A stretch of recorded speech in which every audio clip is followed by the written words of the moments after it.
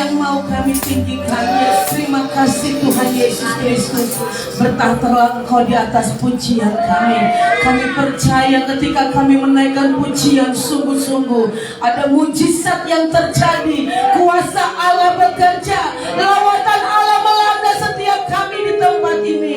Terima kasih Tuhan, bebaskan roh kami untuk kami mau bersorak meninggikan Engkau. Urapi kami sekalian, urapi seluruh pelayan-pelayan-Mu. Kami buka ibadah kami Tuhan di dalam satu nama yang berkuasa, yaitu di dalam nama Tuhan Yesus Kristus. Kami berdoa, haleluya, amin. Amin, puji Tuhan, haleluya, haleluya. Sekali katakan haleluya, haleluya, haleluya, haleluya, haleluya.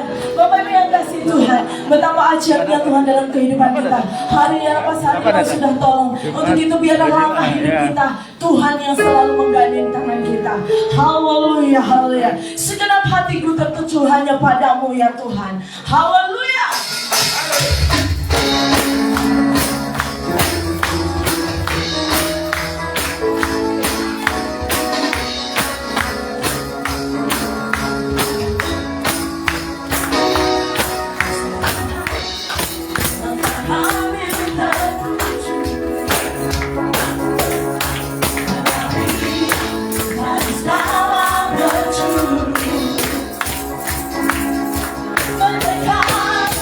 Kepada sang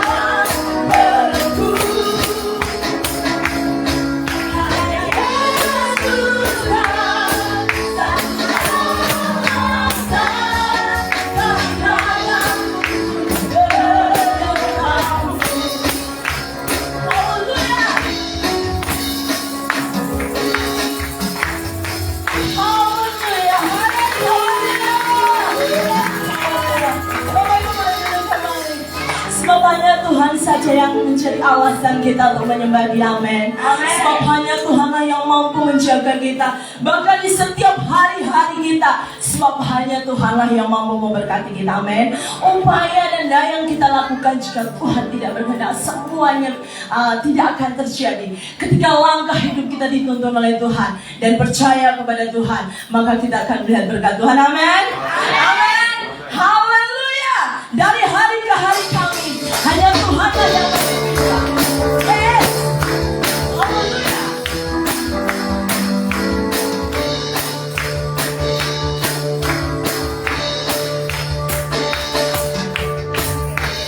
Hari-hari ke hari, hamba menang kemenangan, berkat-Mu turun atas hidupku. Hari ke hari, tiada menang tertunda, kesetiaan-Mu Kau limpahkan lagi. Bersama saya katakan, tak berkesudahan kasih setiamu Tuhan, rahmat-Mu tak bertahan dari hari-hariku. Tangan-Mu yang perkasa, besar kejayaan-Mu selalu menemani, selalu menyertakan. Jadilah hari-hari kita menyimpan tangan Tuhan. Haleluya. Hari-hari ke hari, tak pernah tertahan, berkat-Mu turun atas hidupku. Dari hari ke hari, tiada pernah tertunda, kesetiaan-Mu Kau limpahkan. Tak berkesudahan, tak berkesudahan kasih setiamu Tuhan, rahmat-Mu tak bertahan dari hari-hariku. Tangan-Mu yang berkuasa, besar kejayaan-Mu selalu menyertakan hidup, selalu menyertakan. Selamatnya Tuhan kami, Tuhan yang memegang tangan-Mu dan tangan-Mu, kita rasakan berkat di sebelah kami. Amin. Tak berkesudahan kasih setiamu Tuhan, rahmat-Mu tak bertahan dari hari-hari. Tangan-Mu yang perkasa, besar kejayaan-Mu selalu menopang hidup, selalu menyertakan.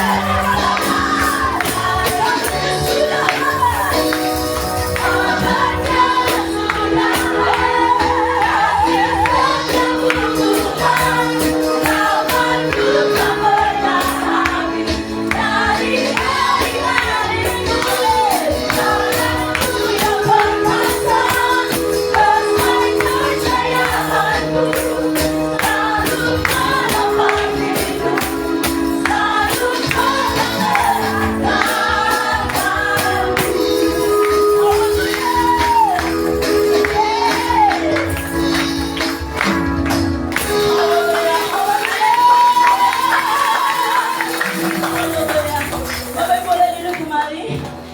Haleluya. Sungguh besar kasih setia Tuhan atas hidup kita. Amin.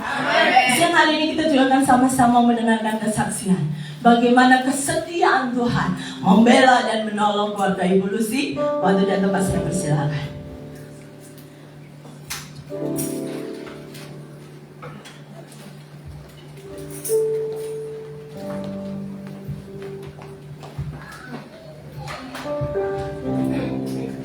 Shalom. Selamat pagi semua. Maaf, ini kayaknya saya melo banget ya.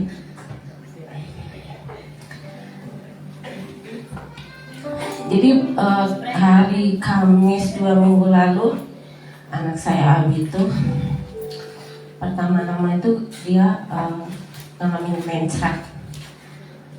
Itu sekitar jam 3 subuh hari Kamis. Terus hari Jumatnya itu dia panas tinggi. Terus saya kasih minum obat. Taunya udah berhenti di hari Sabtu pagi. Tapi pas hari Sabtu malamnya itu dia panas lagi sampai hari Minggu. Jadi saya bawa lari ke rumah sakit dan mayatnya. Rumah sakit dan mayatnya dia dirawat 2 hari. Katanya dokter sehabis dirongseng ada ususnya yang bocor. Ususnya pecah, usus buntut. Kemudian karena di situ nggak lengkap peralatannya, kemudian dirujuk ke Sangla kalau bukan Wangaya. Tapi waktu itu Sangla sama Wangaya itu full. Jadi dilarikan ke rumah sakit Gianyar Sanjiwani.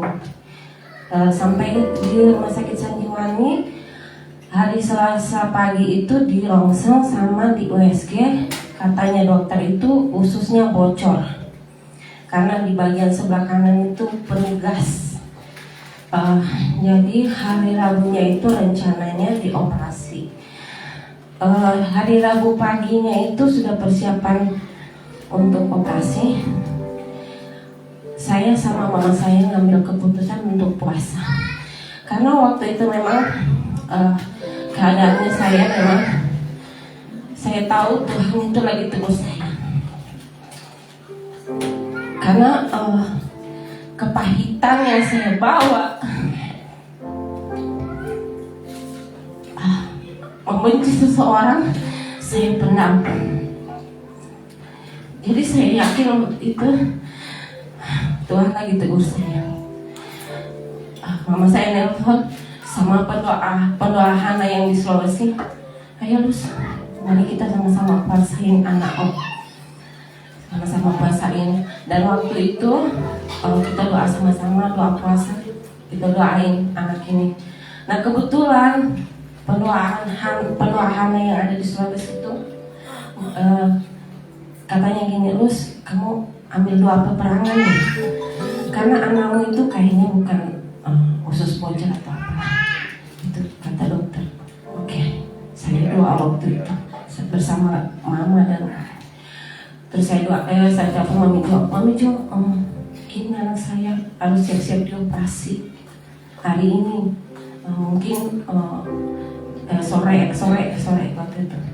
Hari Rabu itu kebetulan Mami Jo sama Papi Jo berkunjung, doain saya sama anak saya. Kita doa sama-sama.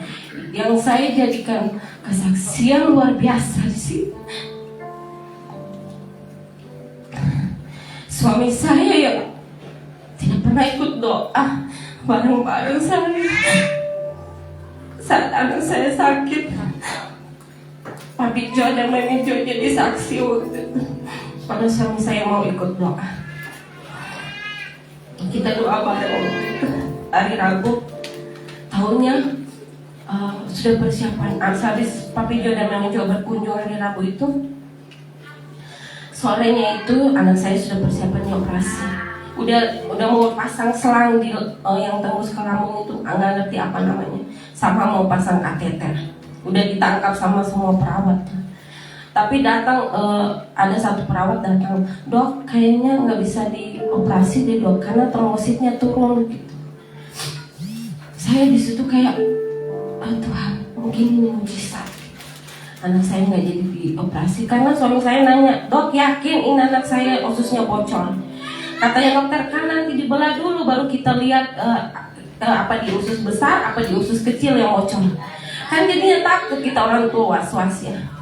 Akhirnya karena batal operasi dirujuk lagi ke Sanglah karena di situ nggak ada transfusi trombosit. Jadi dilarikan ke Sanglah. Larikan ke Sanglah dia harus tes PCR sekali untuk bisa pindah ke sana. Tes PCR tahunnya negatif, puji Tuhan. Kita pindah ke Sanglah, cek semua dari awal pemeriksaan lagi.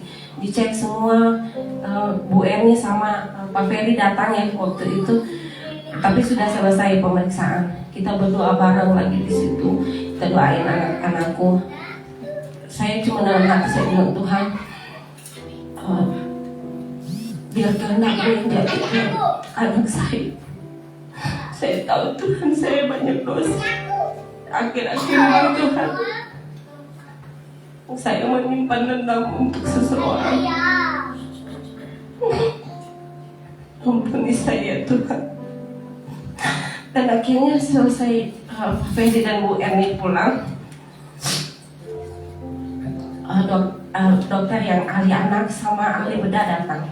Ahli bedahnya katakan gini, Bu, ini anaknya nggak ada apa-apa loh dalam perutnya, bersih loh ini pengecekan dari mana ini, sampai dibilang usus bocor, usus buntunya pecah, sama bernanah, siapa yang bilang ini gitu. Oh iya dokter yang dari sana. Tapi saya tahu mujizat Tuhan masih ada sampai sekarang. Karena waktu itu memang saya nyata-nyata lihat di rumah sakit Sanjiwani, dan saya lihat kalau saya anak saya sama USG-nya bagian sebelah kanannya itu udah kabur banget. Tapi saya tahu saat saya melepaskan pengampunan, ternyata mujizat anak saya. Dan akhirnya dokter spesialis anak datang, katanya dia positif DB. Dan itu katanya sudah kritis. Ngapain sudah kritis baru dibawa ke sini gitu. Dok, bukan dibawa, orang saya sudah putar-putar 2 kali dok. Akhirnya dimasukin obat segala macam, kita pindah ke ruangan. Di situ lagi kita bergumul, anak ini domestiknya mirnain. Puji Tuhan 2 hari dirawat di sana. Tuhan pulihkan anak saya. Terima kasih buat doa dan dukungan dari Ibu Gembala dan semua jemaat yang ada di tempat ini. Terima kasih, ini kesaksian saya kembalikan kepada Tuhan. Terima kasih Tuhan, mujizat itu masih ada bagi orang-orang yang percaya kepada Tuhan. Baik, kita akan mendengarkan kesaksian lagi. Ibu, saya silakan.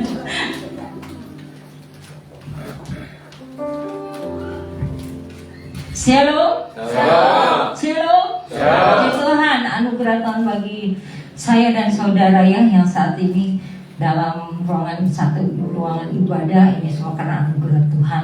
Saya terima kasih Bapak Ibu Gembala yang memberikan kesempatan untuk saya bersaksi. Kesaksian saya sangat bersyukur anugerah Tuhan sehingga kami berada suami istri yang saya kira saat kami mengikuti Munas dan Musda, kami dari Jawa Barat, ya, pelayanan kami di gereja GSPDI di Kecamatan Pagaden, Kabupaten Subang, ya, dan kami adalah juga alumni Sekolah Alkitab IAI Bandung yang bersama dengan Ibu Gembala saudara, ya, saya angkatan 9, suami saya angkatan 2. Ibu Norita angkatan 11 ya, bukan 11 ya, 11 ya. Katanya cari 11. Angkatan 11 dan luar biasa, saya sangat bangga Tuhan pakai beliau dan suaminya dengan luar biasa. Haleluya. Saya sangat bersyukur karena saya pikir saya nggak bisa datang ya karena kondisi saya banyak drop ya di saat-saat kedatangan, tapi begitu saat di antigen negatif saya bisa ikut Munas dan Musda karena Jawa Barat Musda langsung selesai dari Munas. Dan juga saya bersaksi bahwa kalau Tuhan sudah menentukan kita untuk menjadi miliknya, bahkan untuk kita menjadi pelayan Tuhan, kita melayani Tuhan, ada bonus-bonus yang Tuhan selalu siapkan bagi kita. Pembelaan luar biasa Tuhan selalu nyata bagi kita. Dia tidak pernah meninggalkan, dia tidak pernah mengecewakan kita, ya. Malah kita yang mengecewakan Tuhan sebenarnya, karena Tuhan itu adalah pribadi yang setia, ya. Dimana kalau Tuhan sudah sembuhkan saya dari penyakit jantung yang sudah divonis oleh dokter penyakit jantung sejak lahir, bahwa saya hanya hidup tidak sampai ke belasan tahun, tapi sampai saat ini saya berumur 48 tahun, itu satu anugerah. Kesembuhan ilahi terjadi pada saat saya kelas 4 SD. Saya mendengar suara Tuhan dan itu terjadi mujizat Tuhan. Dan dan panggilan Tuhan. Saya bercita-cita untuk menjadi seorang PNS karena saya terobsesi dengan rumah saya dekat kantor kecamatan. Senang lihat yang pakai baju coklat gitu ya. PNS kalau pakainya baju coklat atau krem, saya senang. Dan saya sampai masuk SMEA sakit lagi, keluar lagi dari SMEA. Saya nggak tahu kalau itu udah panggilan Tuhan. Saya paksa lagi masuk ke SMA, saya pengen lulus SMA. Tapi cara Tuhan tidak sesuai dengan apa yang saya rencanakan. Usaha manusia Tuhan yang menentukan ya. SMA saya masuk juga, sudah mau ujian kelas masuk kelas 3 SMA, saya sakit lagi saudara. Dan penyakit orang tua saya bawa ke 7 dokter spesialis tidak mendapat penyakit saya semakin hari semakin habis badan saya.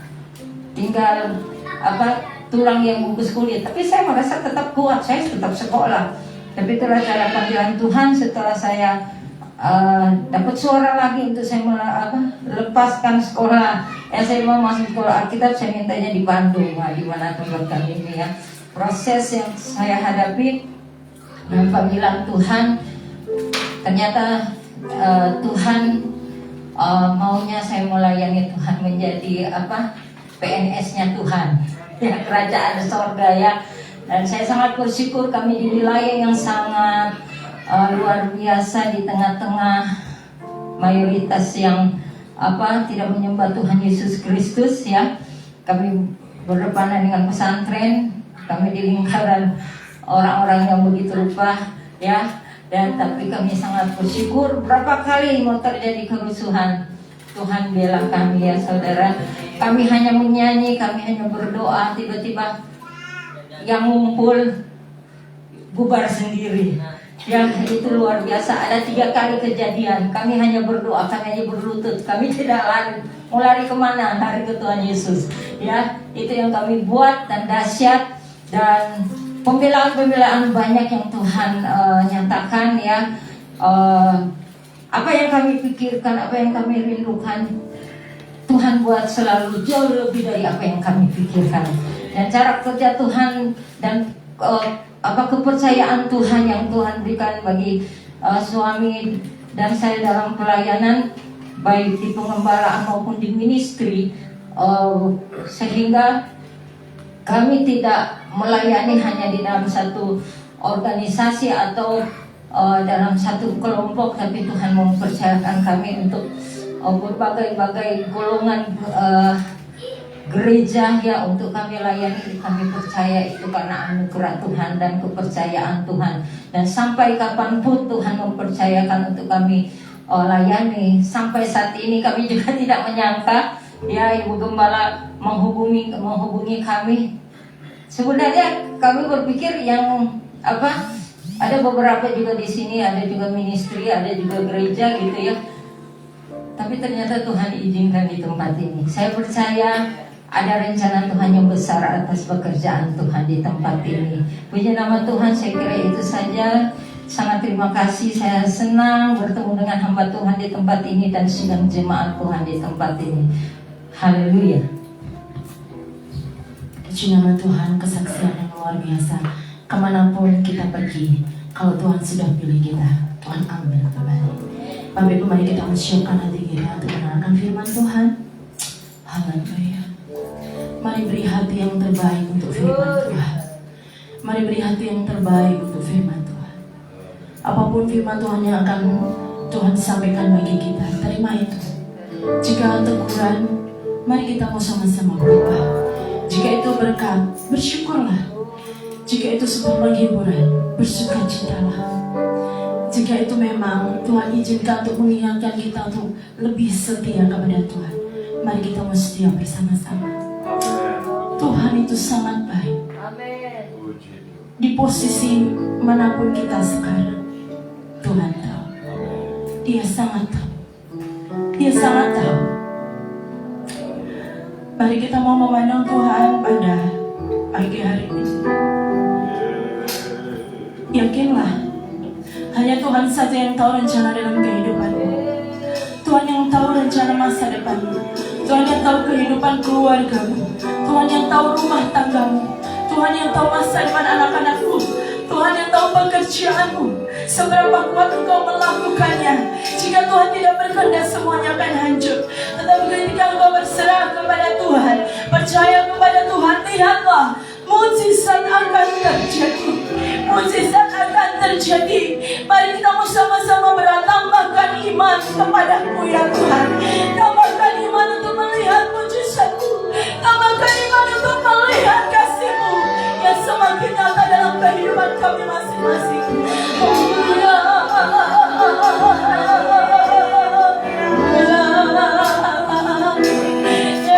Yesus, mari kita mau berhadapan-hadapan dengan Tuhan secara pribadi. Saat ini kau sedang berhadapan dengan Tuhan. Saat ini kau sedang melihat Tuhan. Saat ini Tuhan mengasihimu. Tuhan melihatmu. Tuhan sungguh mengasihimu dan mencintaimu. Lebih dari siapapun. Lebih dari siapapun. Tuhan sangat mengasihi engkau dan aku berharap.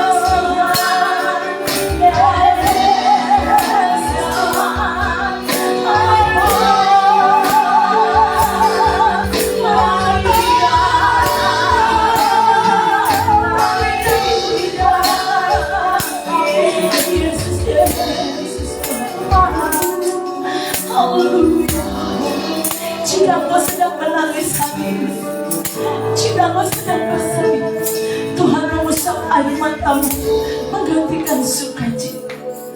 Terima kasih Tuhan, terima kasih. Haleluya, haleluya, haleluya, haleluya. Sungguh besar setiamu, amin, amin. Kau nyatakan bagiku, ya Bapa yang terbaik. Kau Bapa yang selalu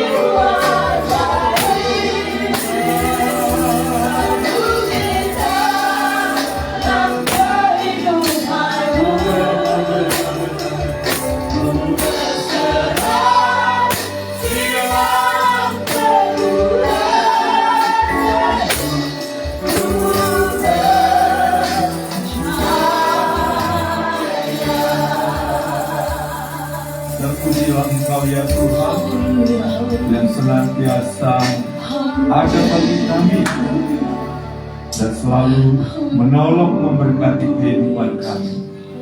Kami sudah meninggikan Engkau ya Tuhan. Lewat puji-pujian kami, bahkan kami sudah juga sama-sama mendengarkan kesaksian. Sungguh betapa Engkau ajaib dalam kehidupan kami orang-orang yang percaya kepadamu. Lebih lagi Engkau akan melawati kehidupan kami melalui kebenaran firman-Mu yang akan disampaikan oleh hamba-Mu. Kiranya Tuhan mengurapi hamba-Mu bahkan kami sekalian, sehingga tersingkap rahasia firman-Mu. Terpujilah nama-Mu Tuhan. Dalam nama Tuhan Yesus Kristus kami siap mendengarkan firman-Mu. Haleluya. Amin. Puji Tuhan, silakan duduk. Puji Tuhan, Bapak Ibu Saudara-saudara yang dikasih oleh Tuhan. Pada kesempatan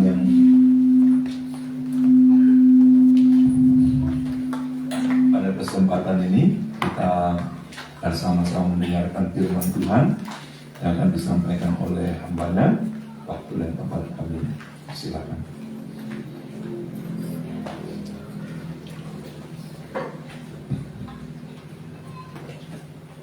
Mohon izin buka masker ya.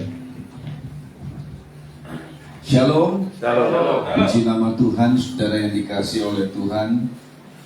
Kesempatan yang terbaik adalah kita menerima kebenaran firman-Nya. Saudara, saya Giam Harun Wianto nama saya. Istri saya tadi Anneke Tenges. Kami pelayanan di Subang, Jawa Barat. Tepatnya di Kecamatan Pegaden. Jadi kalau saudara naik kereta dari Surabaya ke arah Jakarta itu pasti lewat stasiun Pegaden. Nah itulah tempat kami.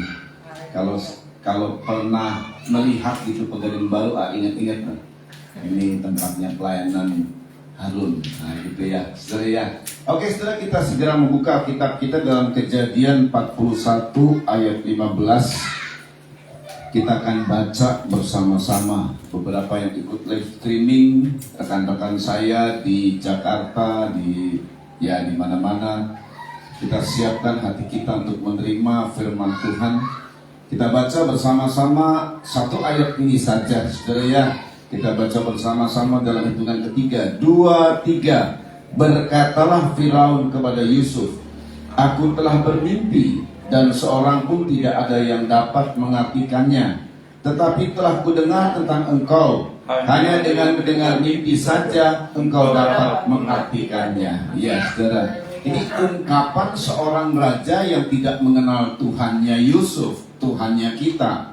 Ungkapan seorang raja asing, saudara ya, dalam arti tidak mengetahui tentang Tuhan.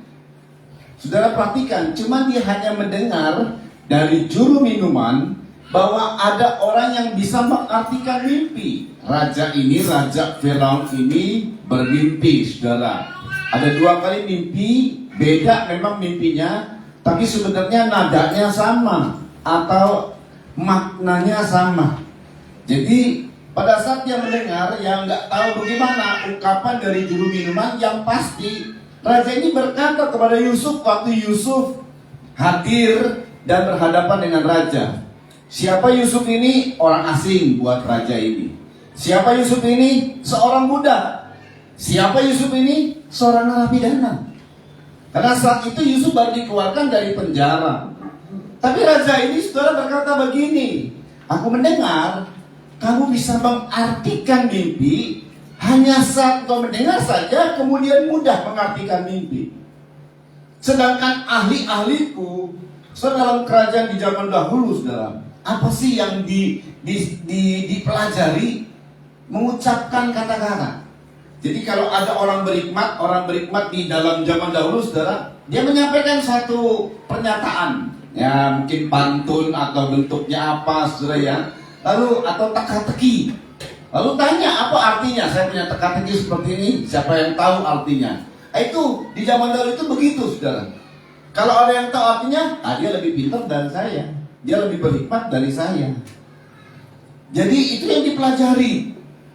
Entah nanti makna dari sebuah mimpi, entah segala sesuatu yang ada, makna-makna dari apa yang diungkapkan oleh raja sana, raja sini dan lain sebagainya. Nah, yang bisa menjawab ini orang yang paling berhikmat, ini orang yang pintar. Nah, ini orang yang cerdik. Saudara perhatikan baik-baik. Raja ini Firaun berkata, engkau mendengar mimpi saja sudah langsung bisa mengartikan. Wow, luar biasa Yusuf ini, saudara. Saudara, kita lihat bagaimana sebenarnya mimpi itu adalah rahasia. Dalam Daniel 5 ayat 12, penekanan mimpi dalam ungkapan di sini adalah mengungkapkan, menyingkapkan rahasia. Saya baca ya, Daniel 5 ayat 12. Karena pada orang itu terdapat roh yang luar biasa dan pengetahuan dan akal budi, sehingga dapat menerangkan mimpi, menyingkapkan hal-hal yang tersembunyi, dan menguraikan kekusutan, yakni pada Daniel yang dinamai Belteshazzar oleh raja. Baiklah, sekarang Daniel dipanggil dan ia akan memberitahukan maknanya. Jadi mimpi itu adalah satu hal yang tersembunyi. Yang bisa mengartikannya itu berarti menyingkapkan tabir, menyingkapkan rahasia. Nah, ini nih, seperti Daniel juga seperti Yusuf. Dalam zaman Yusuf, jadi dia mampu mengartikan hal yang tersembunyi, menyingkapkan hal yang tersembunyi. Berarti Yusuf memiliki hikmat Tuhan. Sudah perhatikan, waktu Yusuf mengartikannya, sebenarnya Yusuf ini, saudara, adalah seorang muda di awalnya yang juga pernah bermimpi. 2 kali mimpi, saya bilang lagi 2 kali hal yang sama. Sebenarnya peristiwanya nanti adalah sesuatu yang sama. Yusuf juga bilang, nanti kita akan lihat ya, 2 kali bermimpi itu ada maknanya. Kata 2 itu ada maknanya. Tapi kita lihat, kita perhatikan dulu pada saat Yusuf pernah bermimpi bahwa ada 11 gandum tunduk kepada dia. Gandum dia tegak berdiri dan 11 gandum saudara-saudaranya tunduk kepada dia.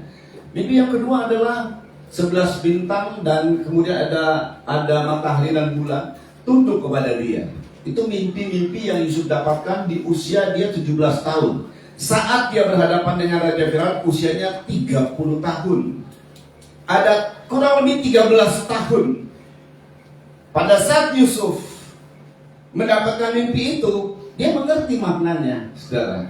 Karena dia adalah orang yang dikaruniai, yang tadi saya bilang, menyingkapkan tabir, menyingkapkan rahasia. Dia punya karunia dari Tuhan untuk menyingkapkan. Hidup ini kadang-kadang kita berkata misteri hidup saya. Saya nggak tahu ke depannya seperti apa. Kehidupan di dunia ini, saudara, mengatakan 2022 ada banyak orang berkata sungguh misteri. Ada hal-hal yang tidak terduga yang bisa terjadi. Itu namanya misteri yang akhirnya kita nggak bisa duga terjadi. Ada orang mungkin menduga, oh kamu akan begini. Tetapi kemudian terjadi hal yang tidak terduga. Oh enggak, ternyata hidup saya misteri. Banyak di dunia ini penuh dengan kemisterian, saudara. Masih banyak yang tersembunyi.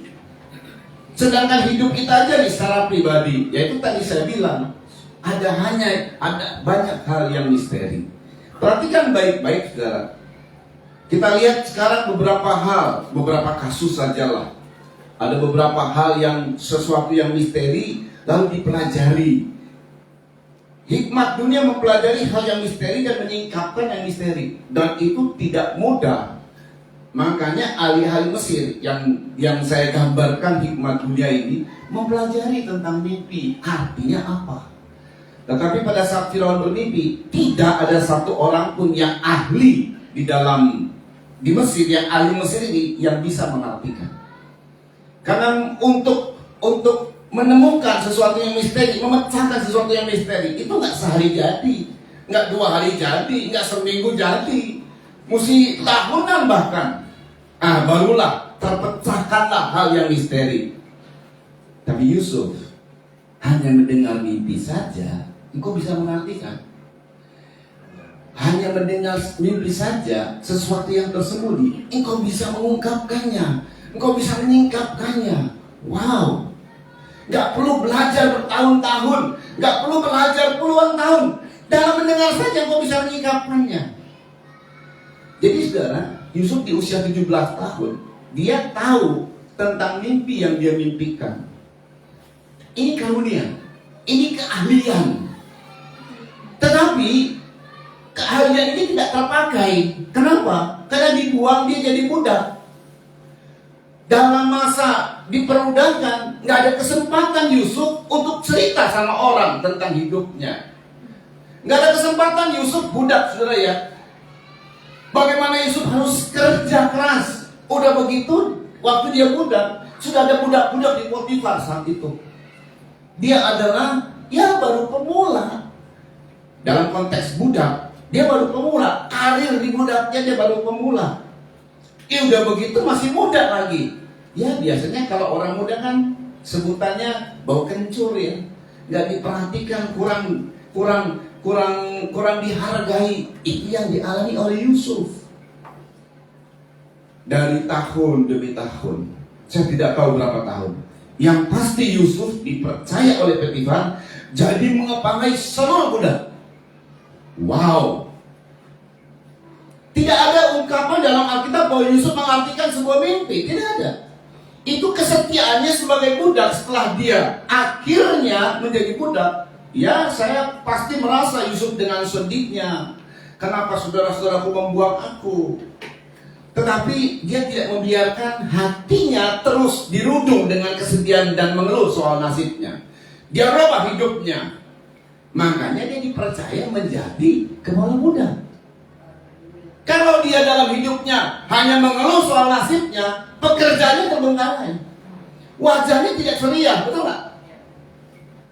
Kenapa dia jadi kepala budak? Karena dia tinggalkan semua hal-hal yang berkaitan dengan mengeluh soal nasibnya, disakiti dengan luar biasa, kepahitan-kepahitan yang dia alami, dia tinggalkan semua, dia tanggalkan semua, dan dia semangat bekerja di Potifar. Dia terima keadaannya, makanya jadi kepala budak. Oke, hal ini tidak dilakukan oleh Yusuf untuk mengartikan mimpi. Nah, waktu dia di penjara lah. Soal kepahitan, kalau tadi yang bersaksi kami ada kepahitan, Yusuf penuh dengan kepahitan sebenarnya. Kalau dia mau ungkapkan semua. Nah, kita makanya belajar dari firman.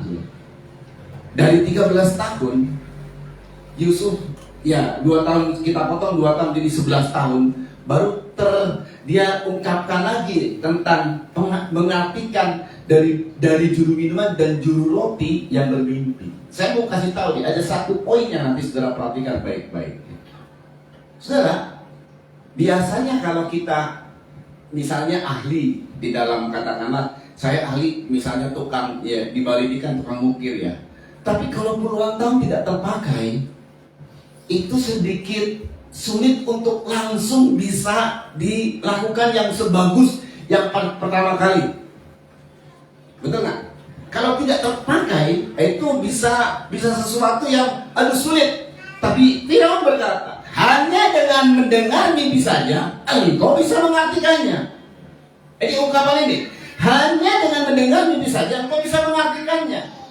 Oke, satu lagi saudara. Kalau ada barang yang berguna, tetapi puluhan tahun tidak digunakan, katakanlah kita punya motor, tapi karena kita sibuk dan lain sebagainya, karena kemudian dari kantor dapat mobil, motor ini terbengkalai, begitu ya. Puluhan tahun, nggak usah sampai puluhan tahun lah, 3 tahun aja itu motor tidak terpakai, nggak langsung jenggreng jalan, enggak. Ya, mesti dipanasin, mesti apa segala macam. Ada beberapa sekian menit kah, atau beberapa sekian ini yang nggak bisa langsung jadi. Kalau kita punya makanan, lalu kemudian kita menyimpan di lemari es, di freezernya, gitu ya, nggak bisa langsung kita makan. Katakanlah barang, katakanlah sebulan lah, kita nggak langsung bisa makan, saudara. Mesti dihangatkan dulu dan lain sebagainya. Tapi Yusuf, karunia yang tersimpan belasan, puluhan tahun, langsung bisa terpakai. Kenapa? Karena semua potensi Yusuf disimpannya di hati Yusuf yang baik. Jadi hati yang baik dari Yusuf ini adalah hati yang tempat penyimpanan yang terbaik. Segala sesuatu yang berharga, ini sesuatu yang berharga. Kita baca, karena Yusuf punya hikmat, saudara. Apa tentang hikmat ini, saudara ya? Kita baca satu hal yang sungguh luar biasa. Saya akan ajak saudara untuk melihat bagaimana ungkapan dari Alkitab tentang sebenarnya sesuatu yang luar biasa ini terjadi.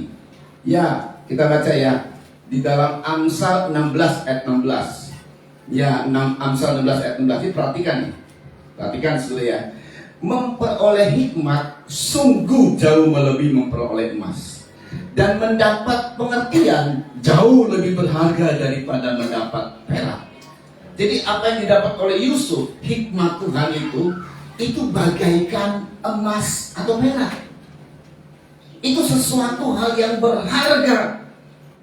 Kadang-kadang kita mengejar emas dan perak, kita mengejar sesuatu yang menurut dunia berharga, dan kemudian kita anak Tuhan, kita anggap itu lebih berharga daripada hikmat Tuhan. Padahal hikmat Tuhan lebih berharga daripada emas dan perak. Saudara dapat hikmat, saudara dapat emas dan perak. Nah ini banyak kita keliru di sini, saudara ya. Saudara perhatikan baik-baik. Tetapi saya bilang emas disimpan berapa tahun, ada namanya apa? Ya entah harganya turun, entah harapnya turun, biarpun dia abadi, ada saja sesuatu yang berkurang. Tetapi hikmat ditaruh di hati yang baik. Ini sesuatu yang berharga ditaruh di hati yang baik. Tidak ada satupun yang berkurang. Bisa segera dipakai. Kalau dia mobil, bisa saja belum. Wah, jangan. Seperti hal pada saat yang ditaruh. Puluhan tahun ditaruh, setelah puluhan tahun sama. Kondisinya sama, keadaannya sama, bobotnya sama, tidak ada kekurangan sesuatu apapun. Itu disimpannya di hati yang baik. Amin, saudara. Nah, hati yang baik ini, saudara, bukan serta-merta didapat karena orang tua saya baik, maka anak-anaknya terus hatinya baik. Bisa begitu? Enggak. Hati yang baik ini adalah urusan pribadi masing-masing. Betul nggak? Ada orang tuanya jahat, anaknya bisa jadi hati yang baik. Jadi katanya hati yang baik ini urusan pribadi masing-masing. Kalau soal yang diturunkan, oh mata saya sipit, anak saya mungkin ada matanya lebih sipit. Cuman kebetulan istri saya matanya belok, anak saya dua-duanya matanya belok gitu kan ya. Hidungnya seperti apa, lalu wajah raut mukanya seperti apa, itu diturunkan langsung. Tapi hati yang baik, oh tidak bisa. Ada yang hati yang baik, orang tuanya baik sekali, bisa saja anaknya jadi penjahat. Dan kebalikannya ada saja, ada orang tuanya begitu jahat, tapi anaknya mungkin melihat situasi dari orang tua, aduh kalau jahat ini begini ya, akhirnya anaknya menjadi baik. Saya punya orang tua, saudara, maaf saya tidak menjelekkan orang tua saya. Orang tua saya ini dari Konghucu, bukan asli dari Kristen sejak lahir. Jadi ya dari keberadaan orang tua saya kehilangan figur. Papa saya suka mabuk, saudara ya. Tetapi keadaan itu membuat akhirnya saya memiliki sikap, prinsip, aku nggak boleh mabuk. Nah gitu ya. Jadi mengarah kepada positifnya, aku nggak boleh mabuk. Sebab kalau mabuk nggak taunya merugikan dan menghancurkan keluarga. Nyaris keluarga kami broken home, hancur. Tapi oleh karena Tuhan, maka kami dipulihkan semua, mengalami pemulihan. Nah seperti itu, saudara ya. Dengar baik, saudara. Jadi nggak tanya hati yang baik, karena hati yang baik ini urusan kita semua. Yang tergantung dari kita. Saudara perhatikan baik-baik. Mari kita baca. Lalu Tuhan pernah mengungkapkan hal ini. Waktu murid-murid kumpul ya, banyak orang kumpul, Tuhan bilang gini. Ini menarik banget nih. Ini bicara mengenai hati yang baik itu didapatnya dari apa dan bagaimana.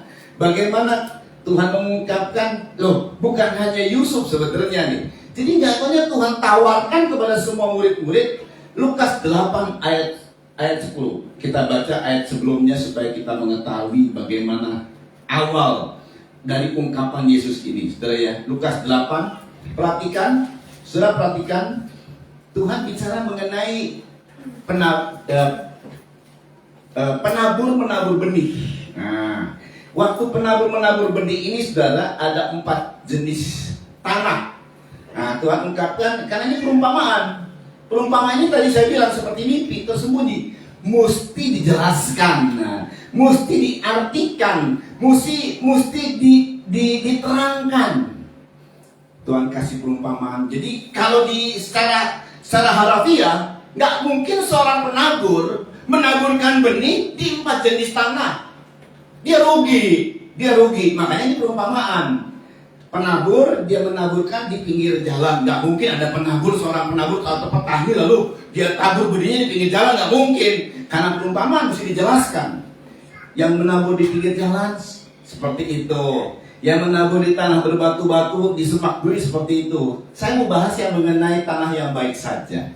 Waktu dia menabur tanah yang baik, tumbuhlah dia, berbuahlah dia, menghasilkan secara maksimal. Lalu murid-murid tanya, apa artinya? Jadi ini nggak mungkin secara harafiah. Ini perumpamaan yang harus diartikan. Inilah ungkapan Tuhan. Ya, saya baca Lukas 8 ayat 8 dulu. Yang khususnya di bagian tanah yang baik, dan sebagian jatuh di tanah yang baik, dan setelah tumbuh berbuah 100 kali lipat. Setelah berkata demikian, Yesus berseru, siapa mempunyai telinga untuk mendengar, hendaklah ia mendengar. Semua kita punya telinga. Semua murid saat itu punya telinga. Semua orang yang Tuhan sampaikan perumpamaan ini punya telinga dan mendengar, jelas mendengarnya. Apa itu? Ada sebagian di tanah yang baik. Pada saat ditabur, maka kemudian tumbuh berbuah 100 kali lipat. Ayat 9. Murid-muridnya bertanya kepadanya, apa maksud perumpamaan itu? Apa maksudnya ini Tuhan? Nah, inilah Tuhan ungkapkan. Lalu ia menjawab, kepadamu murid-murid diberi karunia untuk mengetahui rahasia kerajaan Allah. Tetapi kepada orang-orang lain hal itu diberitakan dalam perumpamaan, supaya sekalipun memandang mereka tidak melihat, dan sekalipun mendengar mereka tidak mengerti. Jadi nggak tahunya Tuhan memberikan kepada kita peluang besar. Seperti yang dialami oleh Yusuf, kita bisa alami. Kepadamu diberikan karunia kerajaan surga. Kepadamu diberi karunia untuk mengetahui rahasia kerajaan surga. Kita diberi peluang. Sudah mau ambil peluang ini, sudah mau merespon peluang ini. Nah, sudah ya. Ini perhatikan. Kepadamu diberikan karunia untuk mengetahui rahasia kerajaan Allah. Tetapi kepada orang lain itu tetap dalam perumpamaan. Makanya tidak heran orang dunia bingung hidupnya. Harusnya tidak boleh terjadi sama anak Tuhan. Karena anak Tuhan diberi peluang. Kepadamu diberikan karunia mengetahui rahasia. Hal-hal yang tersembunyi itu tersingkap sama kita. Hidup saya seperti ini, saya ngerti maksudnya. Tadi ya, ada yang kesaksian, oh saya ngerti, ini teguran Tuhan. Ada yang ngerti. Anak saya sakit, saya ngerti, ini nggak tahunya teguran Tuhan.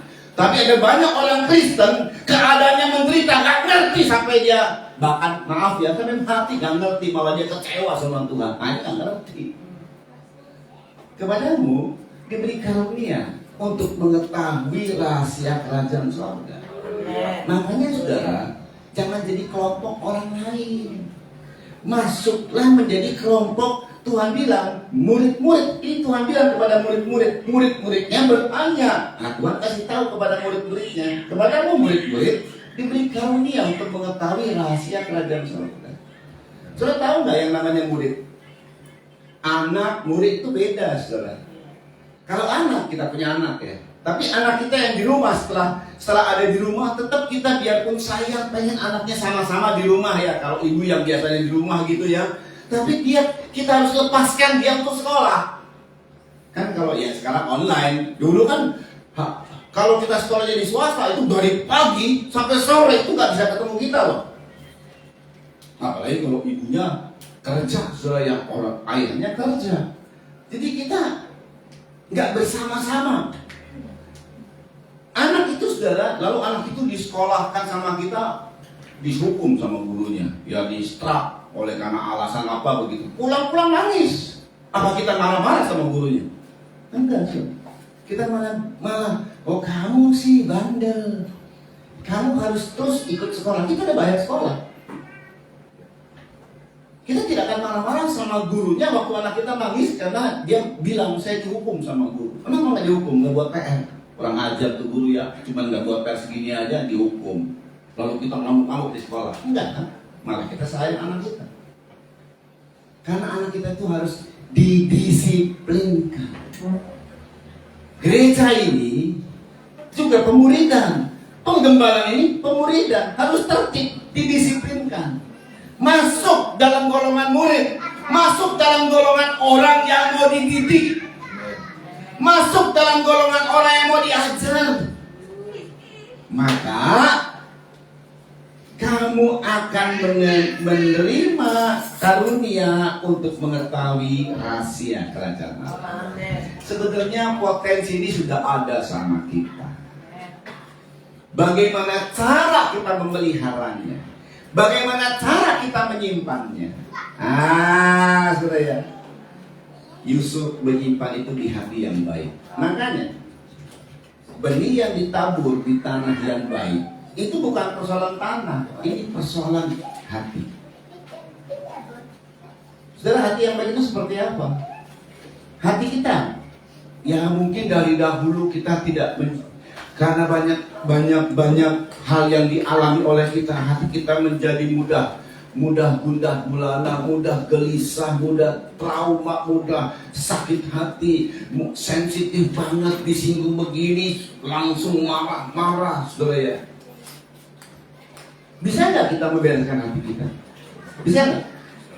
Apalagi ada beberapa orang yang menyimpan kesalahan orang, itu rasanya apa yang terjadi itu nggak bisa dilupakan sampai mati. Saya nggak bisa melupakan kesalahan orang itu pahitan yang luar biasa. Sebetulnya tinggal kitanya saja, kita mau atau tidak. Tapi kalau kita terus masih dengan kepahitan yang luar biasa, ya nanti apa yang diberikan oleh Tuhan semua rusak. Apa saja yang Tuhan berikan semua rusak.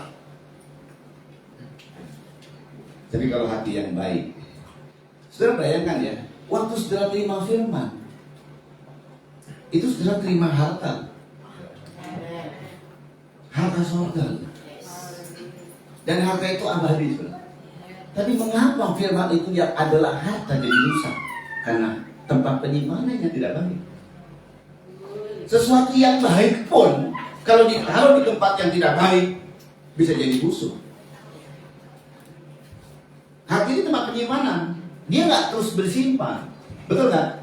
Sesuatu kan nggak terus disimpan, mesti dikeluarkan, mesti ada buah-buahnya, entah nanti di mulut kita, buah perkataan, entah di tindakan kita. Berarti tergantung dari hati kita. Bayangkan kalau sesuatu yang baik Tuhan taruh, firman yang Tuhan taruh, lalu kemudian dia menjadi busuk, keluar dari mulut kita, itu isinya cuma pembenaran, isinya cuma hanya mencocok mologikan aja gitu ya. Isinya cuma ya untuk meneguhkan pandangan saya teguhkan dengan firman Tuhan. Jadi begitu semua jadi rusak. Yusuf di tengah-tengah orang asing buat dia. Bagaimana dia seorang narapidana yang baru saja dipaksa dikeluarkan dari penjara karena harus bertemu dengan Firaun. Berapa kali Yusuf disakiti. Tapi Yusuf mengambil sikap, aku tidak mau dipengaruhi oleh sakit hatiku. Aku tidak mau dipengaruhi oleh peristiwa-peristiwa yang ada. Yusuf membiarkan hatinya terus baik. Makanya waktu diungkapkan oleh Yusuf, waktu Raja Firaun mendengar, diungkapkan oleh Raja Firaun, betul Yusuf mengungkapkan. Oh, segera dia tahu ini. Wow. Satu kali nubuatan Tuhan diungkapkan dalam Yeskiel. Memang sih saya yang sering juga melayani di bagian pelayanan. Sudah tahu nggak dalam pelayanan pelepasan pemulihan? Ya, dari berbagai gereja dimanapun, entah dari Protestan, dari Katolik, itu pernah kami layani karena kami pakai bendera ministry, jadi diterima oleh siapapun, saudara ya. Yang paling sulit untuk dilayani dari semua orang yang konteksnya mau kerasukan setan, kayak konteksnya yang mau kehidupan dari seseorang yang bangkrut segala macam, ada segala sesuatu yang terjadi, apa saja yang terjadi. Tapi yang paling sulit adalah, saudara tahu apa? Sakit hati yang mendalam, yang kemudian menjadi kebencian. Ya, selalu ungkapkan begini, ya kamu kan tidak pernah ngerasa apa yang saya rasakan. Iya betul juga sih, diakui ya iyalah. Bagaimana sakitnya saya, ya dihina, dikhianati dan lain sebagainya. Dan kalau udah bicara begini, kita punya memori, saudara. Ini yang paling repot di memori. Saudara, saya mau tanya sama saudara, sesuatu yang pengalaman yang tidak menyenangkan, yang mudah disimpan sama kita, yang menyenangkan, yang tidak enak, seperti kita misalnya disakiti oleh orang, mana yang lebih kita simpan daripada yang kita diberkati oleh orang yang sama juga? Dia memberkati saya begitu banyak, tetapi satu kali dia menyakiti saya, malah yang mudah kita simpan saat dia menyakiti. Padahal perbuatan baiknya sudah banyak. Salah satunya lah seperti anak dia benci sama orang tuanya. Lah kamu bisa hidup sekarang ini oleh karena siapa sih? Hanya orang tuamu. Hanya gara-gara nggak dikasih handphone begitu ya? Karena belum siap lah orang tuanya, marah-marah. Nah, zaman sekarang ini zaman orang individual. Jadi dia mengasihani diri dengan cara dia di sosmed, dia sampaikan saya di apa saya ngeluh di situ. Perhatian orang. Dan orang-orang yang perhatian ini bisa aja dari modus. Saudara perhatikan baik-baik. Yeskiel menyebut begini, saudara. Oke, Tuhan akui juga tidak mudah bagaimana kita menghilangkan apa yang kita rasa. Ya, kamu tidak merasa sih apa yang saya rasa. Betul. Kalau sudah hati berkeping-keping, hancur, bagaimana bisa dipulihkan? Jujur, secara manusiawi ya, mau pakai psikiater manapun, gak bisa, saudara. Tapi Tuhan berkata seperti ini, Yeskiel 36. Ini luar biasa. Jadi katanya, untuk menyiapkan hati yang baik ya, ada orang ya itu mungkin buat orang-orang yang lahirnya orang tuanya baik, ya pasti itu nanti hatinya baik ya. Enggak juga. Nah kalau orang tuanya jahat, kalau lingkungannya jahat, gimana? Hari-hari loh kami disakiti, hari-hari loh kami ngalami penderitaan seperti ini, hari-hari loh.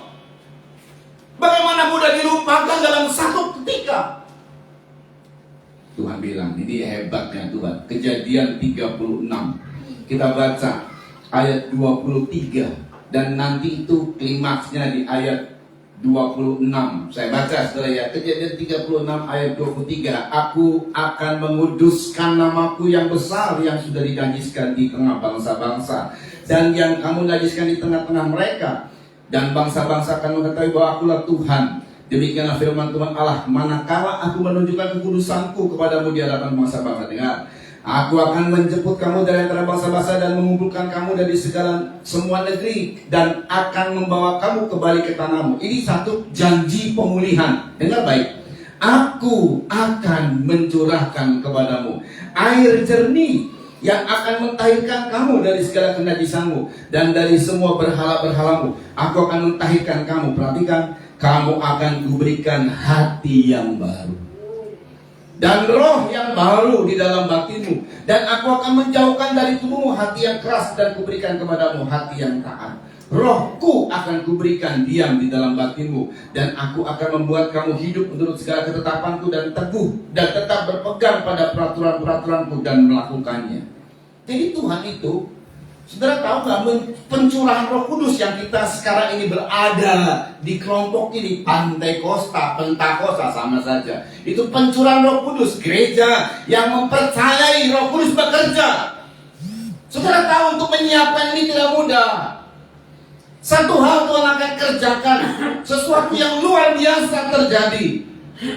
Yesus mati di kayu salib, itu menebus dosa kita, menyiapkan tubuh kita untuk menerima Roh Kudus. Klimaks dari pekerjaannya adalah Roh Kudus dicurahkan. Dan untuk itu dia harus hadir di dunia ini, harus mengalami penderitaan. Sejak dari lahir dia sudah menderita, dari lahir. Yesaya menyebutkan dalam nubuatannya, hambaku biasa menderita, rupanya pun tidak tampan. Ya, kalau kita lihat di gambar-gambar Yesus wajahnya tampan, sebenarnya enggak. Serius, enggak. Alkitab kalau menyebut Rahel cantik, betul cantik. Esther cantik, betul cantik. Cari coba di Alkitab, Maria disebut cantik enggak? Tidak. Maria terkenal dengan perawat, tidak disebut dengan cantik. DNA dari wajah itu turun. Yusuf tidak disebut ganteng. Daud memang ganteng, ganteng banget dong, disebut di dalam ayat. Musa ganteng, elok. Yusuf, Maria tidak. Dia harus menurunkan secara lahiriah sifat yang diturunkan, entah matanya lebih belok, entah apa gimana, hidungnya mungkin kurang mancung, atau lebar hidungnya atau bagaimana. Karena Yesaya telah menyebutnya dalam nubuatan. Dia rupa pun kita tidak tertarik. Jadi waktu lihat Yesus nggak tertarik deh. Ini maksudnya di zaman dulu ya. Kalau dilihat secara lahiriah rupa, dia bukan baik. Dia terima semua itu dengan segala penderitaan. Tidak sedikit pun dia alami senang. Hidupannya penuh dengan penderitaan. Tujuannya dia akan mahir menolong kita kalau kita menderita. Aku pernah mengalami lebih daripada kamu. Lalu yang poin terakhir, di mana dia mati di kayu salib dengan begitu dihinakan, begitu dihinakan, dengan satu tujuan, akan dicurahkannya Roh Kudus. Saudara, kalau kita orang Pentakosta, kalau tidak mengenal soal ini, aduh disayangkan sekali. Kita sudah ada di tempat di mana kita ngalami sebenarnya. Ini adalah, katakan gini ya, bayangkannya ada orang yang ada di tengah-tengah yang lagi pesta, tapi dia nggak makan apa-apa. Lagi pesta loh, silakan aja makan, tapi dia diem, dia nggak makan apa-apa. Kita ada di situ. Klimaks dari hari-hari terakhir adalah kegerakan hujan akhir. Lah kalau kita Pentakosta tidak alami kegerakan ini, aduh disayangkan, kasihan sekali. Kami doakan orang-orang yang non-Pentakosta tidak sibuklah berbahasa roh. Pentakosta sendiri ini memperdebatkan soal bahasa roh hari-hari ini. Sudah mulai mengurang-urangkan tentang dulu bapak-bapak pendiri kita. Mereka bisa semangat dan akhirnya terjadi gereja-gereja aliran Pentakosta. Karena bapak-bapak kita itu penuh dengan urapan kuasa Roh Kudus, bukan penuh dengan program-program. Karena sekarang diganti program. Aku curahkan supaya memiliki hati yang baru. Cuman satu, saudara. Saudara berkata hidupku nggak baik, keluargaku dari orang-orang yang tidak baik. Kami ini broken home. Saya ini pernah putus asa, bahkan mau bunuh diri segala macamnya karena pengalaman hidup atau karena disakiti kehidupan saya yang selalu dihina dan usaha saya yang bangkrut selalu saja di dalam keluarga saya saja selalu dihina, selalu dikecil-kecilan jadi bulan-bulanan. Apa saja masalahmu, semua beres kalau Roh Kudus tercurah atas. Aku berikan hati yang baru. Setelah memiliki hati yang baru, nah sekarang kita yang sudah punya Roh Kudus, sayangnya kita tidak menjaga hati yang baik itu. Hidup tidak selesai di sini. Saya berusia 12 tahun penuh Roh Kudus tanpa penumpangan tangan seorang pendeta manapun. Dari sesuatu saya tidak tahu, tiba-tiba berbahasa roh saya. Bahasa roh belum dibaptis tuh. Itu saya ingat hari Rabu, usia 12 tahun. Anak-anak kami usia berapa yang penuh Roh Kudus? 7 sampai 8 tahun. 2 anak saya sudah berbahasa roh. Saya 12 tahun. Mami 12 tahun. Kita penuh Roh Kudus tanpa penumpangan Tuhan. Ya, Roh Kudus masuk dan berbahasa roh. Singkat ceritanya, saudara. Lalu selesai di situ? Enggak. Tetap aja dia nyakiti, menghina, segala macam. Kita disuruh jaga aja hatinya yang baik. Betul nggak? Saudara sudah punya Roh Kudus berapa tahun yang lalu? Sudah dijaga belum hatimu yang baik tetap utuh? Nah, pada saat hal-hal yang Tuhan beri kepada saudara, ada kemampuan, ada karunia yang tadi yang kita dapatkan ini, kamu akan mengetahui rahasia kerajaan surga. Hidup kita ini, orang yang berhikmat itu dia mengerti jalannya, nggak akan bingung dia. Kita nggak akan stres. Anak Tuhan yang hatinya baik, dan karena Tuhan sudah kasih karunia ini kepada kita untuk mengetahui rahasia kerajaan surga, mengetahui hidup kita.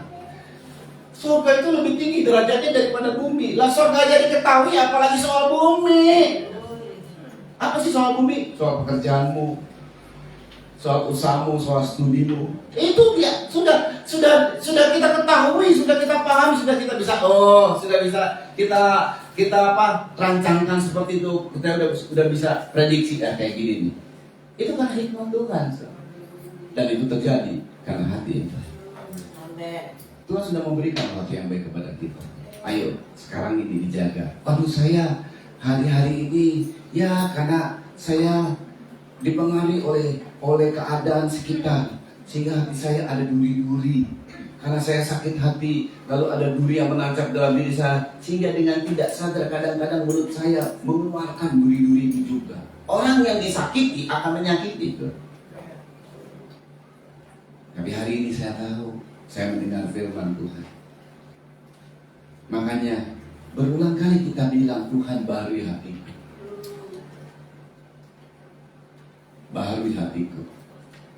Lihatlah bagaimana Tuhan akan bekerja. Bukan cuma sekedar memberikan kepada kita potensi, Dia akan mengangkat. Yusuf diangkat. Siapa yang nyana? Narapidana. Bukan orang Mesir. Usianya pun masih 30 tahun. Diangkat jadi orang kedua seluruh tanah Mesir. Saudara berada ya mungkin ya saya mungkin nggak banyak orang asli sini jadi orang Kristen ya.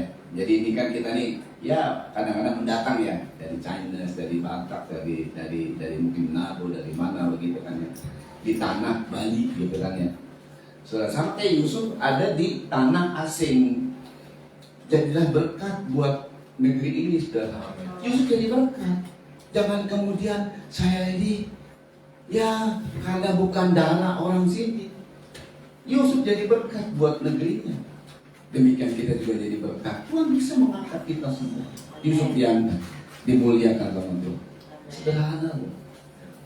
Cuman hati yang baik. Terakhir ayatnya dan kita akan doa. Ayat ini sudah tahu. Sudah kita ketahui Amsal 4. Sangat hafal banget lah ayat ini. Cuman saya mau mengajak, ayo kita praktekkan yuk. Kita praktekkan yuk.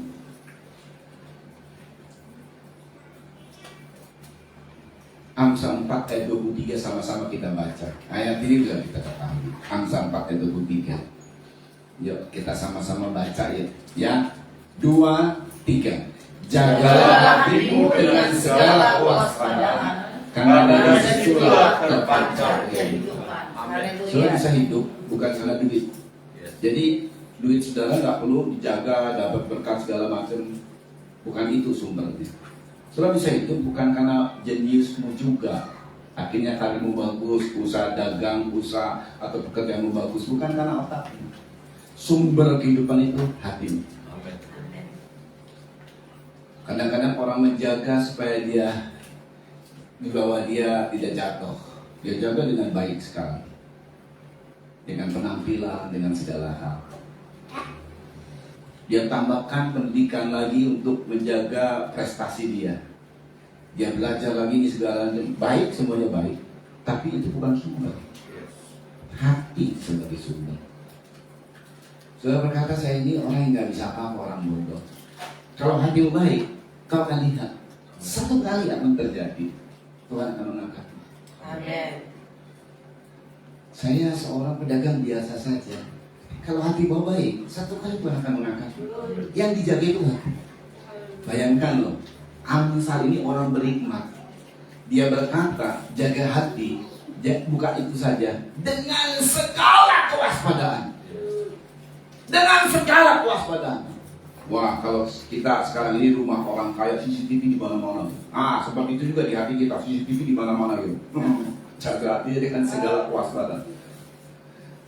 Maaf ya, hatiku bukan untuk menyimpan sakit hati. Pas saudara pulang, ada orang juga bisa menyakiti saudara. Betul ya? Setelah kita dipulihkan hati kita nggak bisa berkata begini, gue udah dipulihkan hatinya ya. Jadi katakanlah istri kepada suaminya, ini suami yang bolak-balik nyakitin gitu. Pulang lalu kemudian ngomong sama suami, tapi mami sudah dipulihkan hatinya tadi di gereja. Jadi jangan sakiti mami lagi ya. Begitu saudara, malah berantem. Itu bagian kita. Nggak perlu kepada orang. Itu bagian kita. Kita lah yang inisiatif kita untuk menjaga hati dengan segala kewaspadaan. Maka lihatlah, Tuhan akan bekerja dalam kehidupan kita. Dan kita datang di dalam doa. Haleluya. Bukan disyukuri. Haleluya.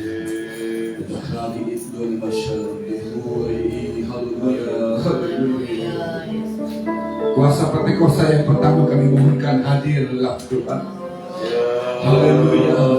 Sehingga kami mengalami jamahanmu. Haleluya. Berhembuslah, berhembus. Haleluya.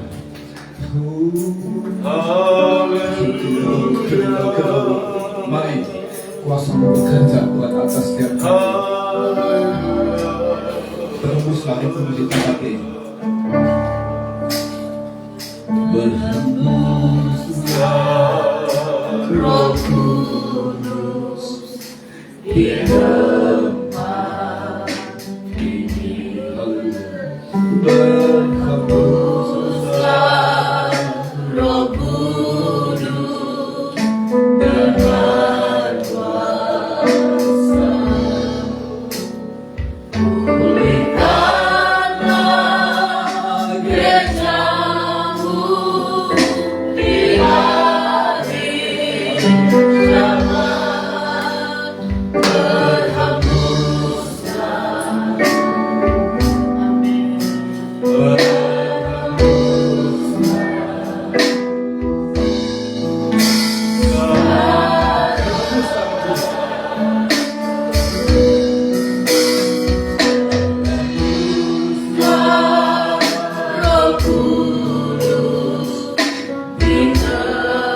Haleluya. Kami mohon anak-anakmu sejak dari dulu, bagaimana keberadaan mereka Tuhan. Haleluya.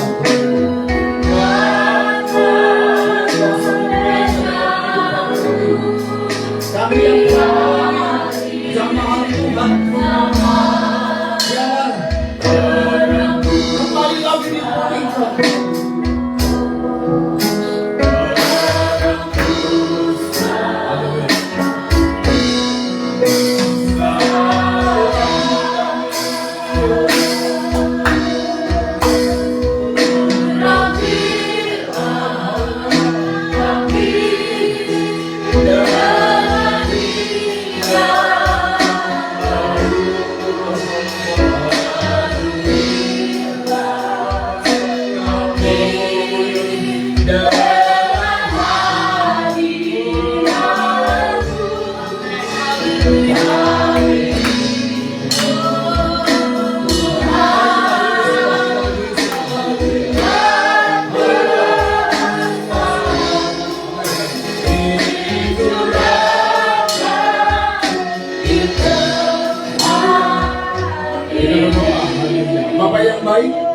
kebenaran firman-Mu telah disampaikan.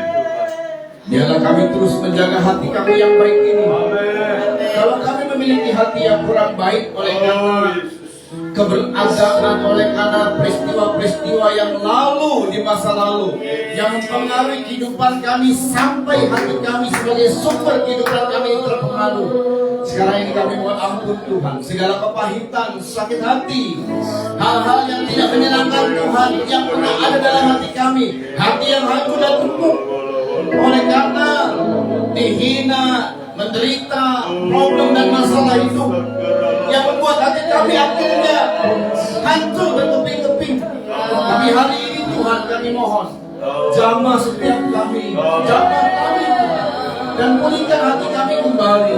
Kalau dulu kami telah menerima hati yang baru oleh karena telah dicurahkan Roh Kudus dalam hidup kami, tetapi kami tidak jaga. Mari Tuhan kami mohon pulihkan kami, haleluya. Pulihkan anak-anak-Mu ya Bapa, sehingga mereka bisa mengalami pemulihan yang dahsyat dari Tuhan.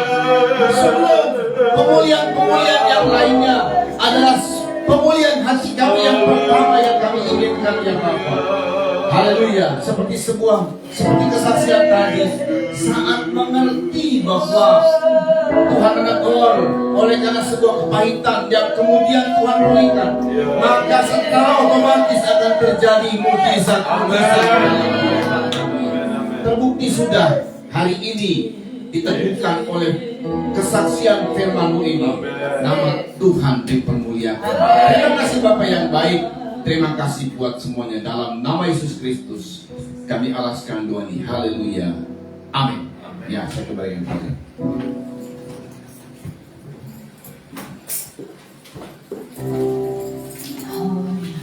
Bapak Ibu diberkati oleh Tuhan. Diberkati oleh Tuhan. Diberkati Tuhan dan dipulihkan oleh Tuhan. Lambaikan tanganmu. Haleluya.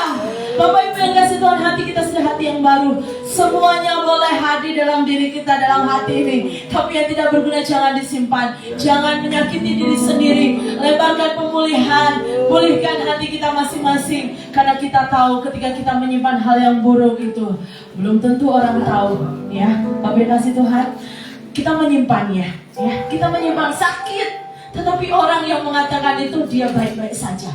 Dia tidak merasakan terjadi apa-apa. Yang rugi adalah kita. Mari kita mau memberi yang terbaik, hati yang terbaik untuk Tuhan. Apapun yang terjadi, mari kita sudah diberi hati baru pada Tuhan. Bersukacitalah selalu. Haleluya. Kita akan sama-sama menaikkan doa syafaat. Minta dengan hormat Ibu sekalian maju ke depan. Bahwa kita doa syafaat dan doa persembahan.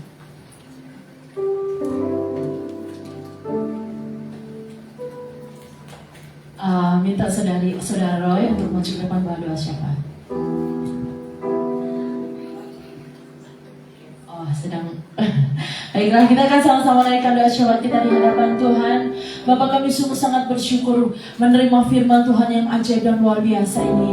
Tuhan, terima kasih buat hati yang baru. Terima kasih buat firman-Mu yang sungguh menguatkan kepada kami. Tuhan, kami mau membuang semua kebencian-kebencian yang ada di hati kami. Kami mau buang sakit hati yang ada di hati kami. Biarlah hati yang daripada Tuhan itu selalu baru dalam kehidupan kami. Mengingatkan bahwa kami sudah dipulihkan oleh Tuhan. Kita tidak perlu menyimpan hal itu semuanya. Terima kasih Tuhan.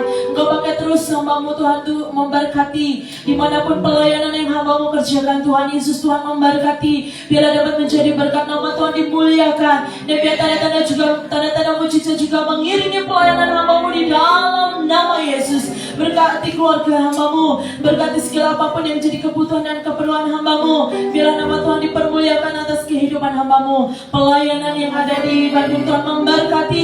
Tuhan selalu memberkati, memperluas pelayanan di dalam nama Yesus. Gereja-Mu yang sudah berdiri, biarlah menjadi berkat bagi sekitarnya. Terima kasih Tuhan, terima kasih. Kami juga tetap Tuhan membawa hidup kami dalam tangan Tuhan. Sebentar kami akan memberikan korban persembahan. Besar kecil yang kami berikan, biarlah itu semuanya Tuhan Yesus dari hati kami yang bersyukur kepada Tuhan. Terima kasih Tuhan, terima kasih. Sucikan persembahan kami. Kami akan memberi dengan sukacita. Haleluya. Amin. Puji nama Tuhan, kita akan berikan korban persembahan. Korban persembahan akan maju ke depan. Kita mengangkat pujian. Aku diberkati. Haleluya.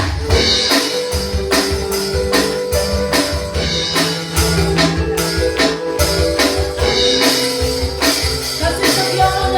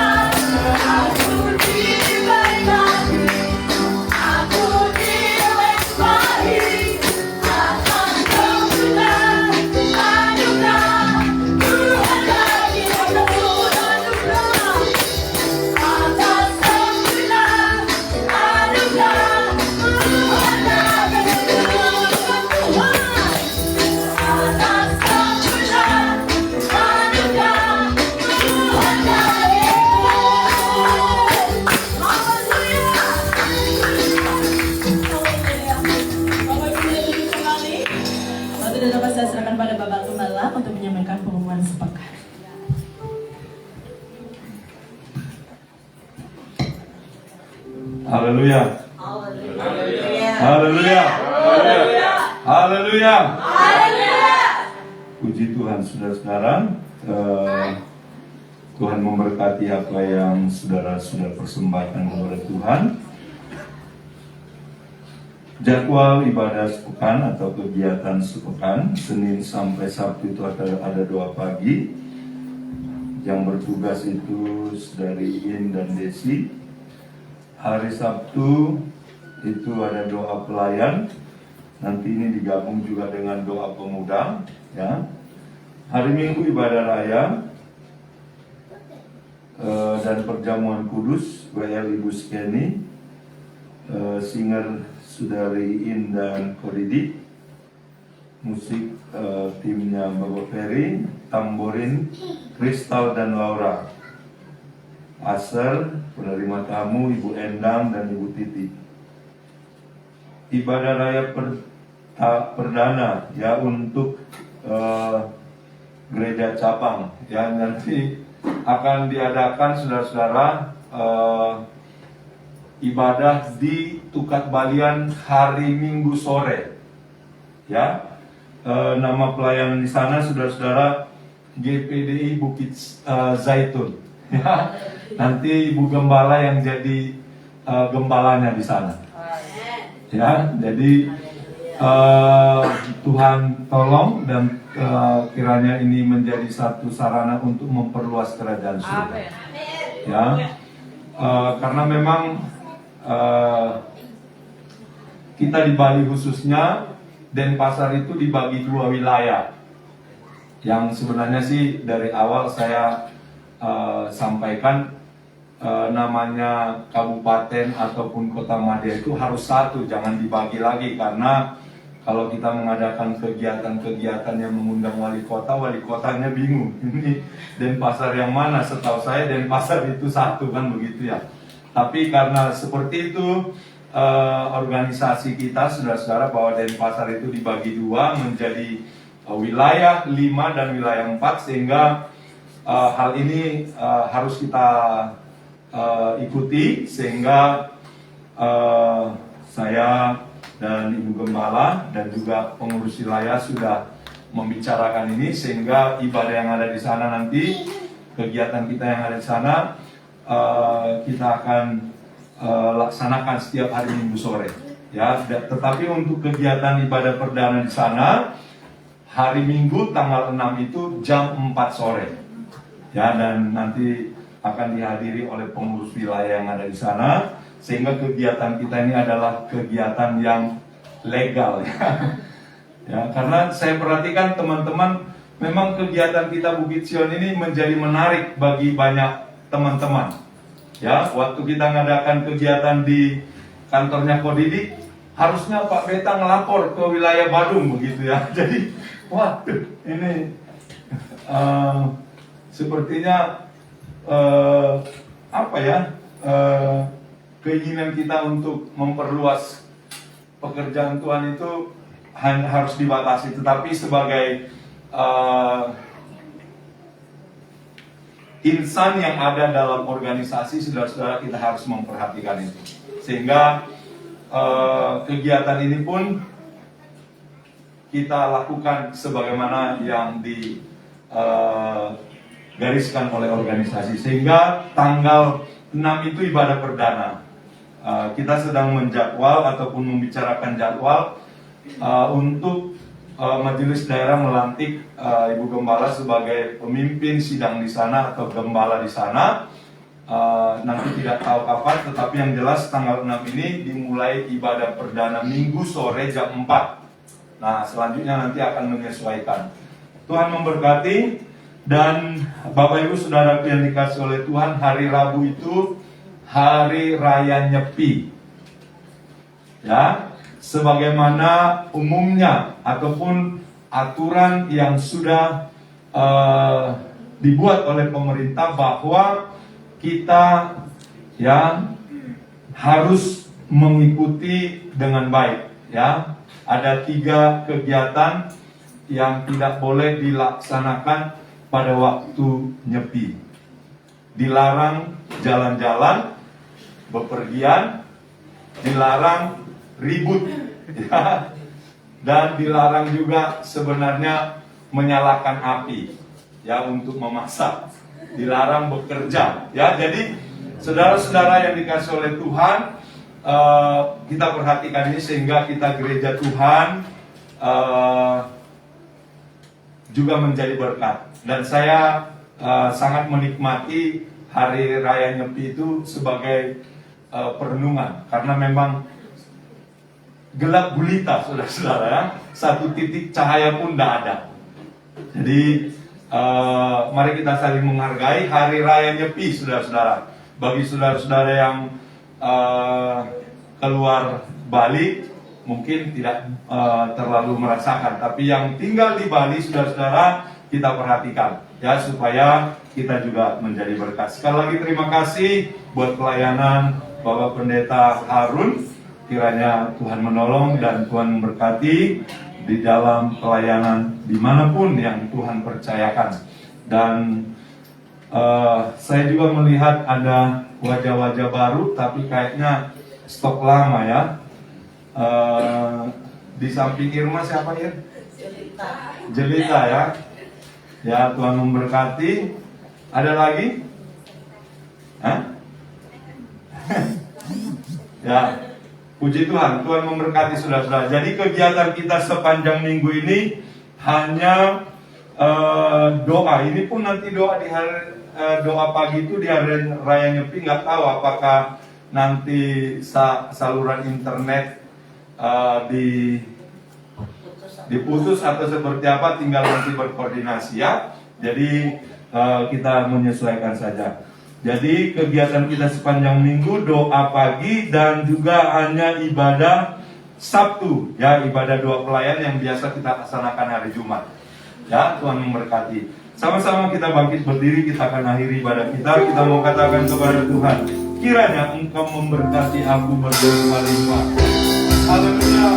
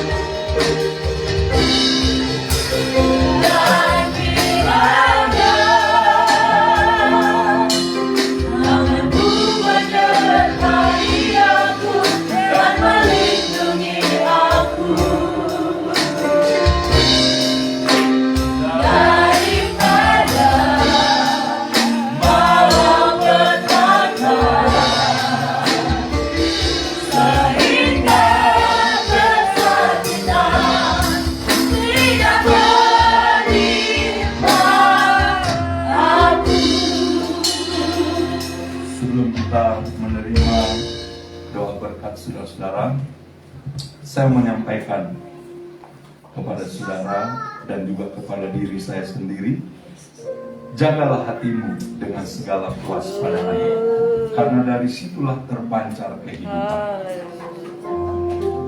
Kalau hatimu terjaga dengan baik, usahamu yang mati akan hidup kembali. Ya, ini menjadi sangat penting hari-hari ini.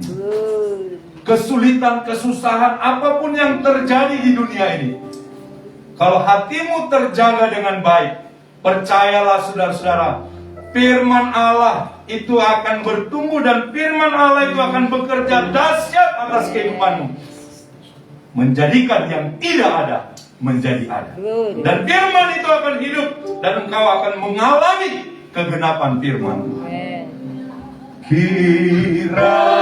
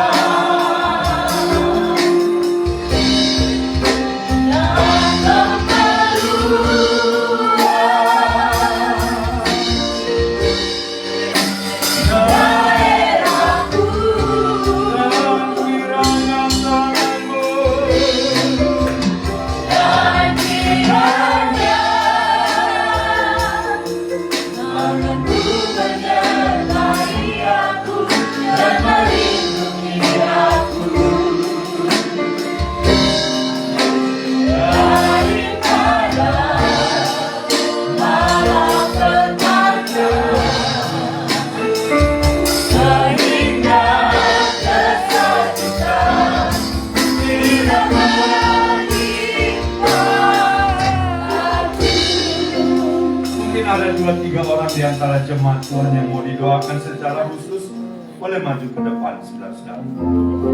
Bagimulah perkenanan Tuhan ini. Engkau akan mengalami kemuliaan Tuhan yang semakin besar. Mari maju ke depan. Terima pemulihan dari Tuhan. Terima kuasa dari Tuhan. Haleluya. Haleluya. Mohon kesediaan saudara untuk mendoakan.